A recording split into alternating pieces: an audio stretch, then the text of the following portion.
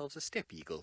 I don't know if there's been many steppe eagles put on camera yet this year, but this is one of those. If you have a look at it, you'll see that it's got a cere that extends way beyond its eye. The tawnies, the cere... That's very rude. No need to be shouting, Peter from Nkoro. Peter's always...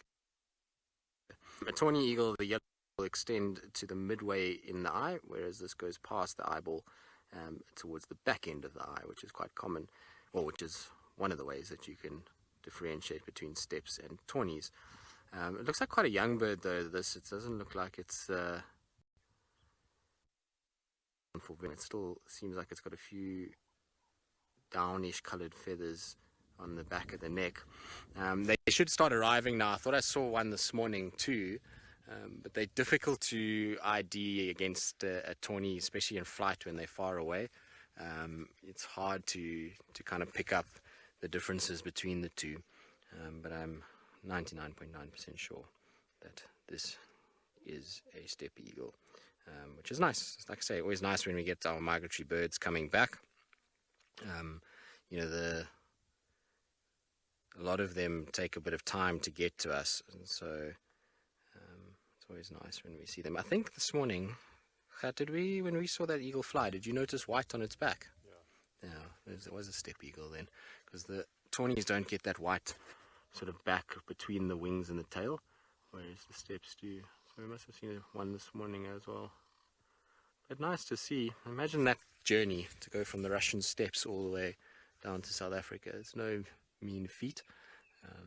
And you'll often find these guys, if there's any sort of explosion of a food source, that they're there at this time of the year. So like if there's a termite hatch, we were talking this morning, Gert was telling me about where he worked previously. There was a explosion of frogs the one day, and he said there was raptors everywhere. They'll be a big exponent of that.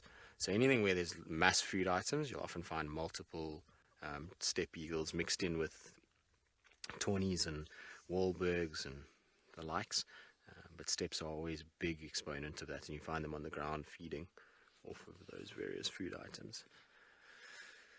Nice.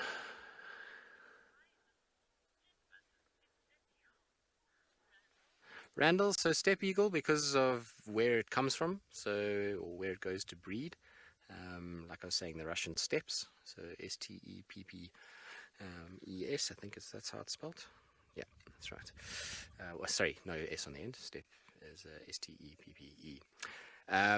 So that originates from where it comes from and where it breeds. That's where the name comes from.